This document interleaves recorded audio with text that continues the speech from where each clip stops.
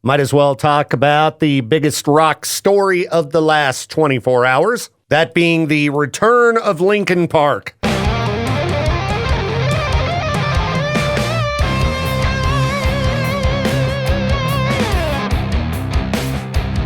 Yeah, they, as we talked about yesterday, had this big event that happened at 4 o'clock yesterday. Turned out to be a live show streaming online. You can check it out on YouTube, and you can check out the band performing with new singer Emily Armstrong, who you may know from the band Dead Sarah. Now, when you're trying to kickstart or jumpstart a band of that caliber, it's going to be tough. They're trying to, and not necessarily replace, but trying to move on, continue doing the band without their legendary vocalist, Chester Bennington. And no one is going to be able to walk in and just fill his shoes. So I saw a lot of comments yesterday about, oh, she ain't cutting it. This ain't it. She ain't Chester. Blah. I'm I'm sure that at no point ever will she be Chester. But I thought that the new single they put out was really good. It's called The Emptiness Machine. You'll be hearing it throughout the show. I really need more caffeine in my life. I'm having trouble waking up today. But anyhow, the live video, as you're watching it, one of the things that got my attention was, this was a real live performance. Like, the mix wasn't great. You didn't have a bunch of studio magic and backup vocal tracks going on. So, we got a pretty raw representation of her vocals. And if you've ever watched bands perform on YouTube with a fan shot camera, shows don't necessarily sound that great. What up, Josh Tyler? I come bearing gift. I come bearing gift. What do you got for me? I have a pretty extensive collection of CDs. And I haven't really shown you this, but I've told you about this. Yes. And I just so happen to have a still in the plastic sealed copy of Dead Sarah's CD. Holy cow, man. Yeah, dude. I was just talking about Linkin Park here. Wow, it's got the FBI anti-piracy warning and everything. Yeah. And the from the record label drill hole. Yes, the classic drill hole. Yeah. Don't you be taking these and reselling them. That's right. Radio people. Yeah, so that's a gift for you. It's a gift for me? You can do what you will with it. Wow. Yeah. All right, I will hang on to that. That's like a collectible. Kinda. I'd say. What did you think of the new single? Have you heard it? I think she's great for one. Mm-hmm. I think there's a lot of mixed reviews. I was looking at some stuff on Reddit, but I think the fact that she's not trying to be Chester is big. I think that's a forward progression for the band. Totally. And people were like, they should have changed their name and done a different thing. I like that they're kind of still, because they're still going to be playing stuff from Hybrid Theory. Let's be real. Exactly. And so I'm cool with it. For one, I think she sounds great. For two, I think can she scream? Let's go. Yeah. Did you watch any of the live performance? I saw a few clips on TikTok and stuff, but looked great. Yeah, and what I was pointing out in the chat, because Peaches was watching it live on Facebook, was, it was a pretty raw performance. For sure. There wasn't a bunch of backup vocal tracks and studio magic. I don't think a lot of people realize when you see a professionally produced live band video, there's been a lot of, tinkering been done behind the scenes to make that really, really bang. Even the actual stage setup that they had was not typical Linkin Park. Yeah. I really like how, and Shinoda, he did not sound like Linkin Park sounded. He himself was in a different place. Yeah. So I think it's all good news for Linkin Park for the future. I think so too. And they've got a new album on the way. That's pretty exciting. I thought they nailed it on the new single. It's got some great melodies. It's it sounds like Linkin Park without Chester, basically. Right. Yeah. And I don't know. The vibe of the song and of the overall event I thought was great. And for the most part, it seemed like the hardcore fans were really into what they were seeing. Before I left, you and I left work yesterday, you had mentioned there was a bit of a leak. Yeah. And so you felt like that was for sure who it was going to be. Yeah. When I heard like a 7-second clip and, you fire up a Dead Sarah track, it's like, okay, that's gotta be her. Right. And just from a, state of career standpoint, some of the others that people were talking about, like Lizzie Hale or I don't know, a variety of other people, I'm like, they're in their own like big bands that are, Dead Sarah never really exploded. Correct. And they're not currently like on the rise, like they Bring Me the Horizon. Right. So just looking at, okay, for somebody to jump into something new, it seemed to make sense to me. That's true too. Yep. But yeah, very, very cool stuff. I look forward to hearing more. And well, geez, Josh, thank you for the You're welcome, dude. Very nice collectible present. There you go. All right. Well, you tear it up over there. Yeah. Try to not get too wild. It's a Friday. I know you and Chantel over there, you get crazy sometimes. Yeah. We've already talked about the days of the year, so. Whoa. I know. All right. Settle down over there. Thanks, Josh. Look at that. Josh Tyler bringing me a nice present. He knows I like a nice collectible. The Dead Sarah album. Very cool stuff. Very cool. Still factory sealed. All right. I know it might be satisfying, but you got to quit picking your nose. Yep. It's going to lead to Alzheimer's. That's what I just read. And if it's online, it's true. No, this isn't due to the actual nose picking, but, well, I guess it sort of is. It's your dirty hands. You and your filthy fingers. Who knows what you're shoving up into your nose? Seriously, your hands could be covered with all kinds of nasty germs that get transferred from the nose to the brain, causing inflammation of the brain, and this, over time, damages brain cells, leading to possible dementia. I mean, it can also damage the lining of the inside of your nose, and that's going to just make it even easier for these microorganisms to enter your bloodstream, travel into your brain. So what are you supposed to do? You got to wash your hands before you pick your nose, I guess. Or use a tissue or something? I don't know. Blow really hard. And if, you got one of those stubborn boogers that just won't come out, I don't know what to do, because Alzheimer's would suck. It'd be terrible. And, as you're starting to deal with that, you look back and go, man, you know how many times I picked my nose? Why didn't somebody warn me? Well, Victor Wilt, I'm here to warn you. I'm here to save the day. So, yeah. Stop digging for gold, all right? Good luck with the old nose blowing front. It's that time of year. Hope it works out. How about we take a look at America's best small towns of 2024? We're in the small town world around here, so maybe we'll have some Idaho show up. I didn't even look at this list. You know me and my level of prep when it comes to my show. Sometimes bare minimum. Find an article and go, yeah, sure, that'll do. I see pictures of mountains. It's travelandleisure.com. It's got to be legit. All right, America's best small towns of 2024. As for how they figured this out, I don't know. The person who made the article wrote this big, long intro here. And I'm not going to read through all of that. We'll just trust that the team of experts who determined America's best small towns, looks like 10 people, we'll just hope they know what they're talking about. Best small beach town, Pea, Maui. All right, that's not really fair. Small beach town, you go with something from Hawaii? Obviously. All right, well, I guess that lends a little bit of credence to the list being somewhat accurate. Because what do you got for a small beach town on the coast that's going to be better than a beach town in Hawaii? I've never been to Hawaii, but I'll assume it's pretty nice. Hey, best small mountain town, Island Park. Yeah, get ready, Island Park, thanks to travelandleisure.com. About to be overloaded with people. Yeah, get out, do some fishing. Island Park is great. Really like it out there. And it's a town in the mountains. so I would say it does count as a small mountain town. Interesting.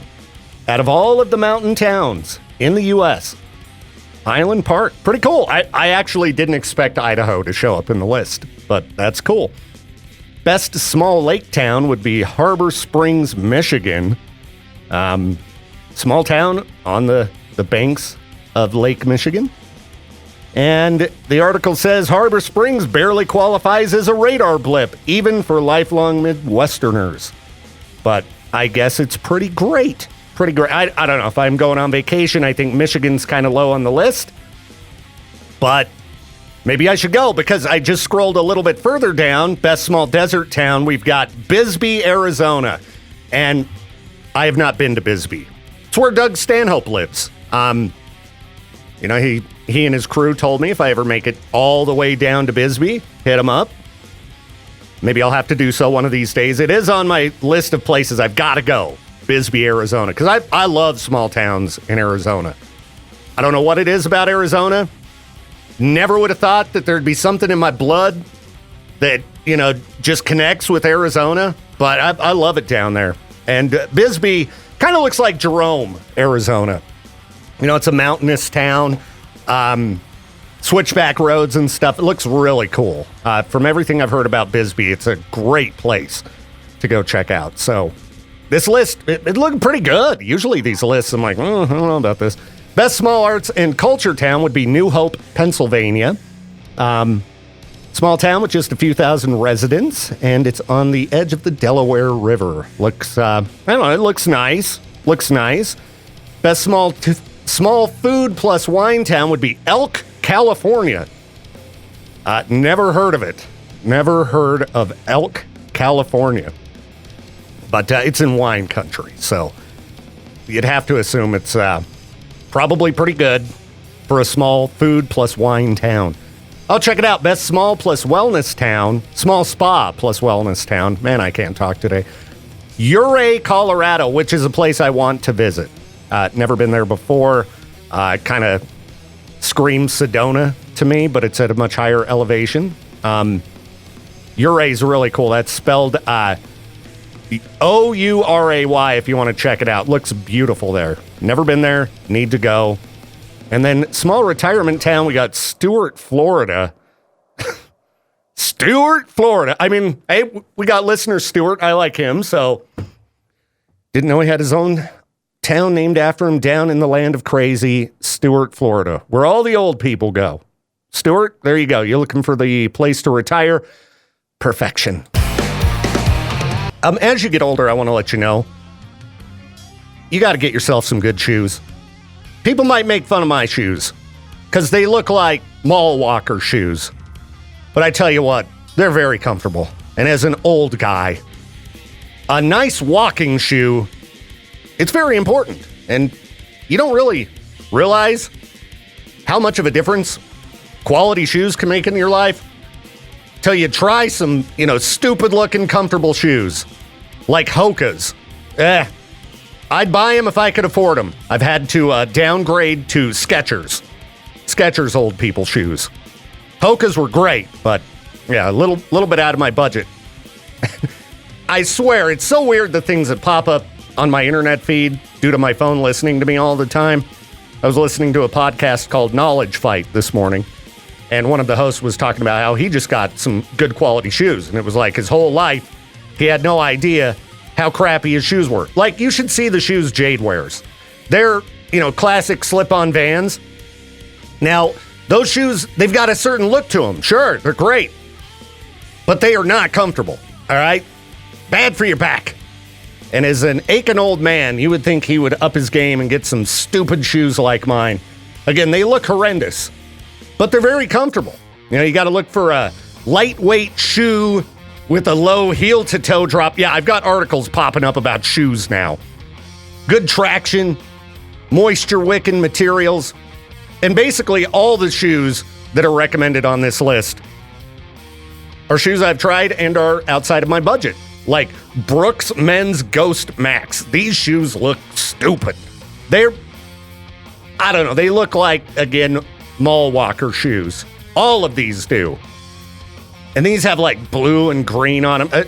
I just like a nice black shoe. But that's my fashion style. Very goth. That's how I am. All black all the time with the clothing. More Brooks shoes. Asics. Hey, these look like they're affordable. I'm going to have to remember that. And then you've got the Hokas, which are outrageous. A brand I've never heard of, Nortiv. These look like hiking shoes. Well, pretty good deal as well. Yeah, Nortiv, if you're looking for hiking stuff, according to this list, they're great, and they are pretty affordable compared to, like I said, those other brands that I do like. Hey, there we go, Skechers popping up. For the, cheaper mall walker, Skechers. Anyway, these shoes, like I said, they all look stupid. They are not very fashionable as a metal guy, but I don't care anymore. It's all about that comfort. So get yourself some light, cushiony shoes. Don't let your friends shame you, all right? They're the ones walking around in pain. It's their mistake. I love beating up on the business that I'm in, the radio business. It's a dirty place. It could be a glorious world of sunshine and rainbows and amazing content. But for the most part, it's a big fat dumpster fire. And there are a lot of great people in the biz, but there are some terrible people in the biz. And I've heard these kind of stories from artists in the rock and metal world. Lainey Wilson's a country artist. You may know her from the TV show Yellowstone. She became one of the ranch hand girls in, I don't know, season 3. I don't remember, but she's in that show. And anyhow, there's a radio page I follow on Instagram. We'll call it Crappy Radio Jock. It's called something else. You can figure it out. But she was recently interviewed by another radio station and was talking about the early days when she went in to show a programmer some music. And radio programmers can be the most ignorant, just turds when it comes to music. That's why we have these, time edits on songs where they will chop big chunks out of the song. They'll take the screaming vocals out of rock and metal tracks. You've got programmers out there who legitimately think they know better than the artists who write the songs what listeners want to hear and will tell artists to change their songs. It's crazy. But aside from that, they can just be rude. And I shouldn't be surprised by these kind of things. But every time I hear an interview like this, where a radio person has been just terrible to an artist, it makes me crazy. Like, you wouldn't have a job if it wasn't for the music and the artists that you're throwing out there to your audience. So even if they're an up-and-comer and they're new, you never know who you might be dealing with. Lainey Wilson's now a major country superstar, and I guarantee this Nashville radio host who she left unnamed, guarantee she's not ever going on that person's station again. There have been a number of artists I met over the years that it's like, man, I should have kept in better touch with that artist. Like my homies in Boise at 100.3 The X. Great friends with the band Dead Sarah, one of the stations that championed that band the most. You wake up yesterday, all of a sudden the front person from Dead Sarah is the new singer for Linkin Park. Great connection for your radio station to have. Anyhow, let's check out this little snippet from Lainey Wilson talking about dealing with a country radio programmer. Man, this guy's a turd. Went to this one radio station. We walk in, I got my guitar on my back. We about to go in there and we about to play him some music. And of course, he made us wait in the foyer for about 45 minutes to show us who's boss. Yeah, there are radio guys who will do that. You got a guest here. I mean, I can't stand letting somebody wait in the lobby for like 2 minutes. We got the redneck swinging by to drop off donuts or something. I'm like, oh, geez, I'm supposed to be on air. I still run out there. Hey, what up, dude? Thank you so much for the treats. If we've got an artist coming into studio, I ain't leaving him in the lobby for even a minute. It's like, get in here, relax, hang out. We don't have to get started. But yeah, you don't need to be sitting out in the foyer. All right. It's ridiculous. Oh, yeah. you know. Then we go up to his room, and he said, "You should have just left your guitar in the car. I don't want you to play for me." And I'm like, I'm going to fight this man at some point. We're going to fight. We're going to wad up. He said, "I want to hear what it sounds like through my computer speakers." And I said, "Okay, fair enough." If you have the opportunity to see an artist perform acoustic right in front of you, always take it. You might have your mind blown. I've had artists in this studio doing acoustic stuff, and I was so glad that I had them play acoustic because you get a completely different version of tracks, and you get to really see. I mean, if somebody can sit in a room with no processing, anything like that, and just belt out a song and blow your mind with no effects or anything like that, that's how you get a perspective on the talent of an artist. Recorded material is one thing, but this guy, what a moron. That's what's going to be played on the radio. That's fine. So he cranks it up. This is my first single. It was called Dirty Looks. And he plays it through his 1995 computer speaker. So it literally sounds like this. Mm-hmm. Like you can't understand a dang word. Yeah, I'm going to test out your song on my phone. I want to see how it sounds on my telephone here or my laptop speakers. No radio guy bringing the quality monitor speakers out on the road. It sounded like, she met up with this guy at a hotel for interviews, which I've done that before. But yeah, you don't bring your home, $500 monitor speakers in when you're out on the road. All right. If anything, you got headphones. This guy with his cruddy computer speakers. What? Anyway. He listens to it twice, and then he leans up out of his, big old relaxing looking chair. He said, "Lainey, you're just not good." This is from a no music talent radio hack. You're no good. How dare you say that to an artist? We'll get brand new, young teenager local bands that send us songs. And obviously, most of the time, these are not up to the level of what we play during normal daytime hours. These local bands that are brand new, up and comers, they don't have the budget for these major label studio recordings with producers and extremely talented engineers. They're doing their thing locally. I would never tell a local band, "You're no good," unless it was Jade's band. Obviously, if we're talking about Jade, I'm gonna trash it always. But I also have done songs with Jade, so I've recorded music with Jade. I feel like I can trash him all day, every day. But to tell anybody, even if they are terrible, people can stick with things. Practice. Continue to hone their craft. And they might come out of the other end and end up being one of the most mind-blowing artists of all time. But one turd, one radio guy who's like, "You're no good." You could destroy somebody's music career if they... this guy's a Nashville radio programmer. To say that to an artist who's trying... It's a good thing that... Here, we'll listen to the end of this. She says, that just makes me want it even more. I knew you would be shocked. And he said, "I hope you don't get real upset when you leave here and start crying and stuff." That's what he told me. And then Don't cry. I hope on your way out you don't cry. You're no good. I would love to know who this guy is. I leaned across his desk and I said, "So-and-so, out of the 10 years I've been in Nashville, you telling me that ain't period." Yeah. If anything, it just makes me want it that much worse.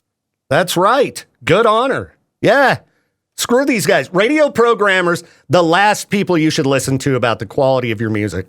If a band sends me a song and they want to know my thoughts, I will give them honest thoughts. Like, hey, the production could be better. I think the cymbals are a little loud, or I would never be like, "You guys suck. Don't ever send me music again. Give up."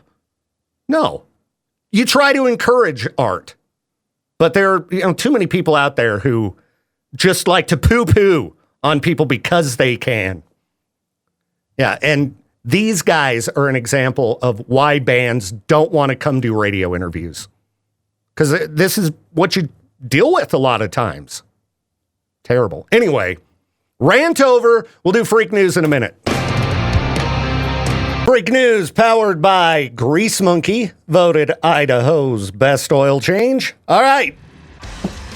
If your girlfriend dumps you, move on with your life, okay? Don't be a creep. Get over it. Many fish in the sea. You'll find someone new. Don't be this guy. Don't deliver yourself to your ex-girlfriend's home in a box. If she doesn't want you around, she's not going to be excited when she opens the box and there you are. Yeah, and you'll end up going to jail for stalking.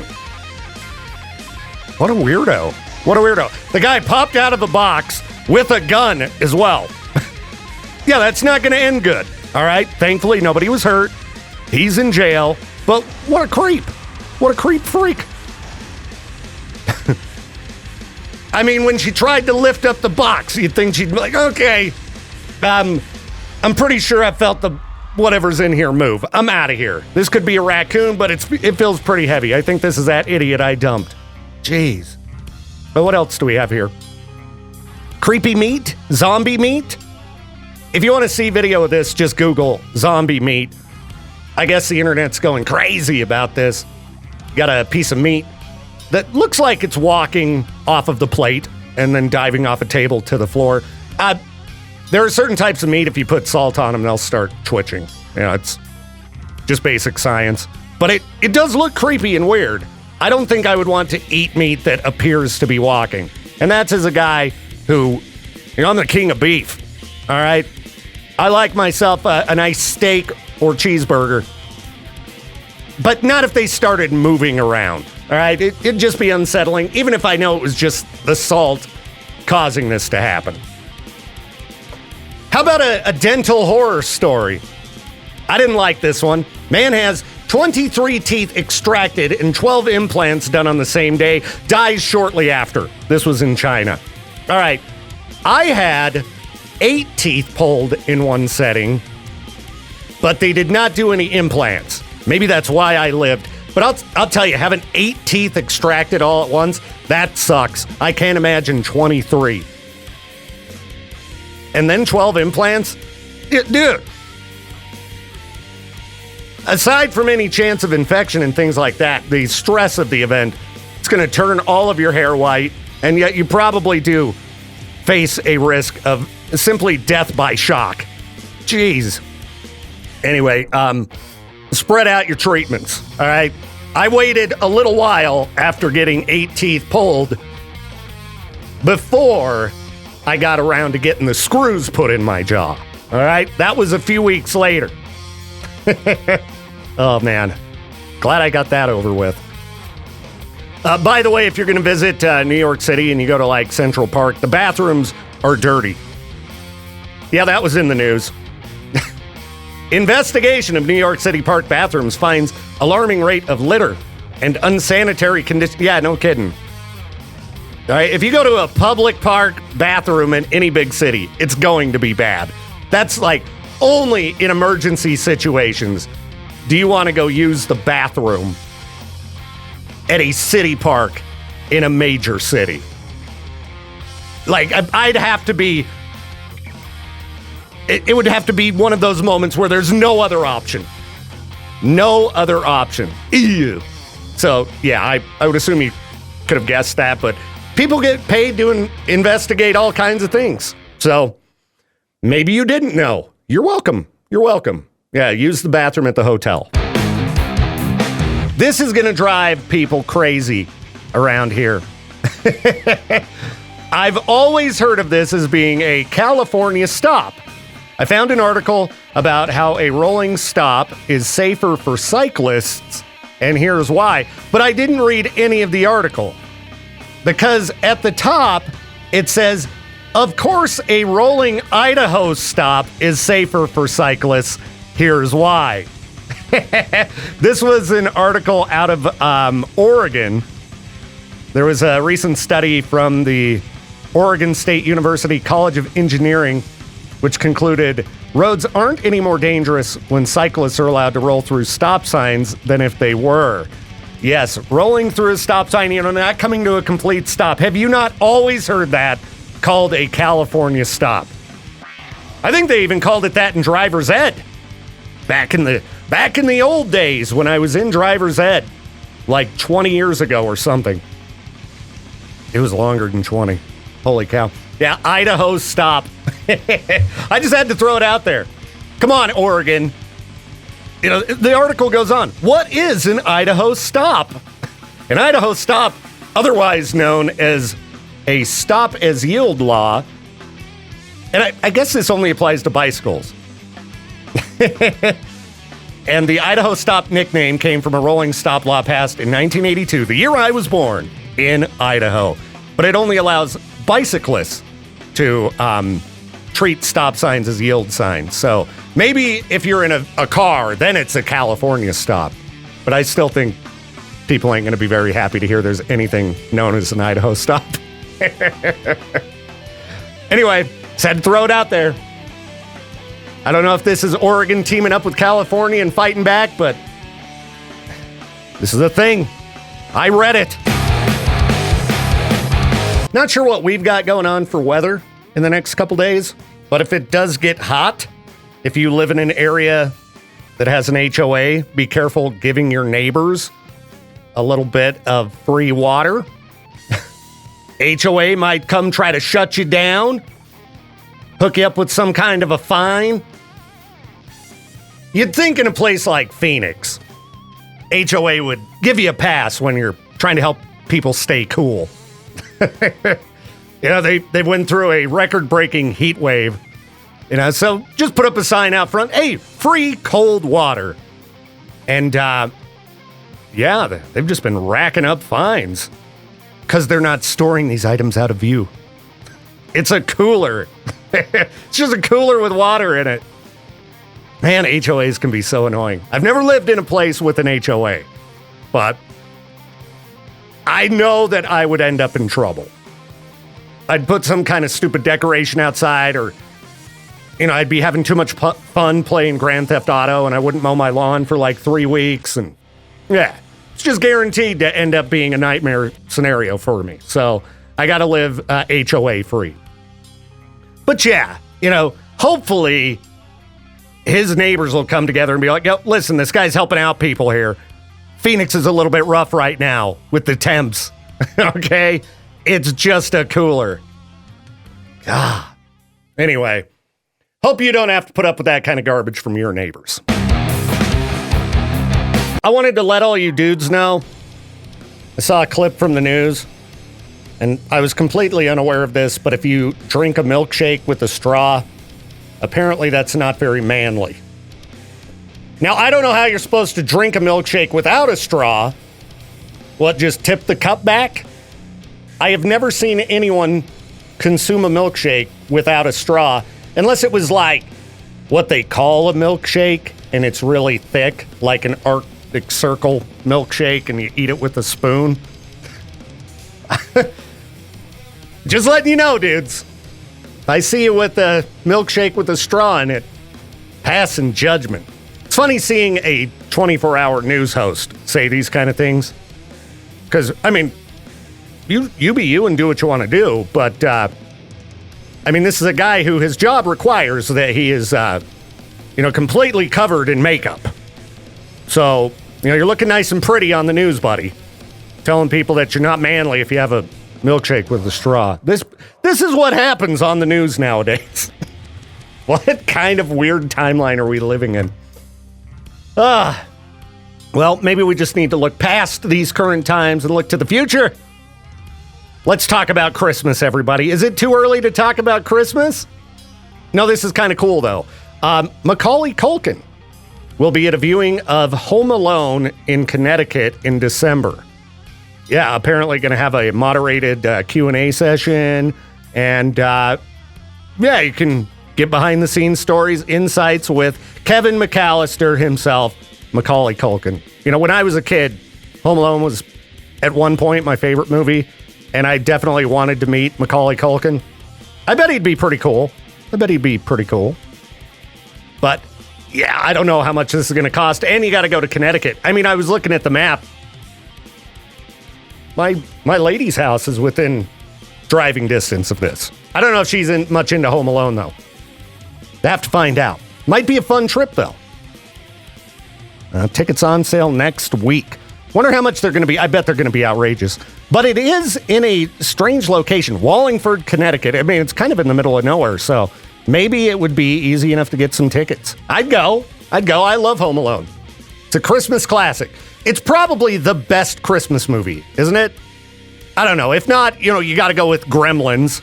I mean, there's really not much better of a Christmas movie than Gremlins. Though this year we are getting Terrifier 3.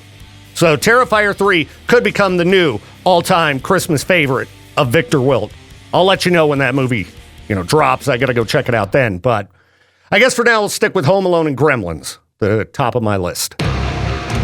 Now, there's a band that needs to put out some new music. They haven't for a number of years, and in the past few years have blown up into being one of the, biggest bands from that era. I think Deftones right now are probably more popular than they've ever been because young people love Deftones. You get on TikTok, you're going to see all kinds of Deftones material. So Chino and the homies, get on it. Put out some new tunes. Now is the time. It's a great time for rock. And, if we can get these bands that young people are digging to keep churning things out, it's how we take back over, make rock the biggest format in the world once again. We got to do something about the popularity of country music. All right? It's getting to be way too popular. This could be a terrible break, but I have to check out this article and see what the point is. 11 things you should be doing to make a better BLT. How many things could you possibly improve on in the making of a BLT? Okay. You got a handful of ingredients. Bacon, lettuce, tomato. Maybe you throw a little mayo on there, right? And then bread. How could there be 11 things? Choose the right ingredients. Step number 1. Bacon, lettuce, tomato. That's what you put on there, right? Maybe they're saying, get the good quality ones. Get yourself a nice organically grown tomato. Yeah, I guess they're, literally telling you to find a good tomato. What does this mean? Embrace mise en place. MISENPLACE. Just staying organized. Staying organized is not going to make your sandwich that much better. And the organization of a BLT is very simple. Bacon, lettuce, tomato. Beyond that, how organized do you need to be? If you've got your tomatoes neatly stacked on a plate next to the sandwich, that's not going to make the sandwich taste better. Now this step, okay, cook the bacon to a perfect crispy level. All right, yeah, if your bacon's like chewing on a brick, your BLT is going to suck. All right? Cook the bacon right. I can't believe this is a real article. Remove moisture from tomatoes. What? So it says nothing ruins a sandwich faster than a watery tomato. So, yeah, I guess you slice them and then you lay them on a paper towel and then you put them on the bread. Okay, all right. I guess that could make sense. Choose good bread. Oh, really? Assemble in the right order. Does it make a difference? You're going to take a bite and all of the ingredients are going to be in your mouth. Let's see. They say if you put the lettuce and tomatoes on top of the bacon, they slip around in the mayonnaise. And slippage is no good in a BLT. So you need to go bread, mayonnaise, lettuce, tomato, nestled in the folds of greenery, topped with bacon. And then a little bit more mayo. And then they tell you to think beyond bacon, lettuce, and tomato. But what if you want to make a classic BLT? There you go. 3 ingredients, the end. And putting it on a plate that looks nice does not make the sandwich taste better. Also, the sides. Having a bag of potato chips with it. It's not going to make a BLT taste better. This article did not improve a BLT aside from cook the bacon right. And maybe getting the excess moisture out of the tomatoes. Oh, can you tell it's been a long week and it's Friday? I need a sandwich.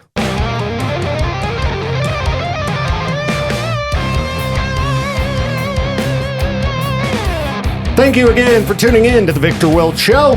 This program's a production of River. Why can't I say that? God. Tough to say. Riverbend Media Group. Riverbend Media Group. This program's a production of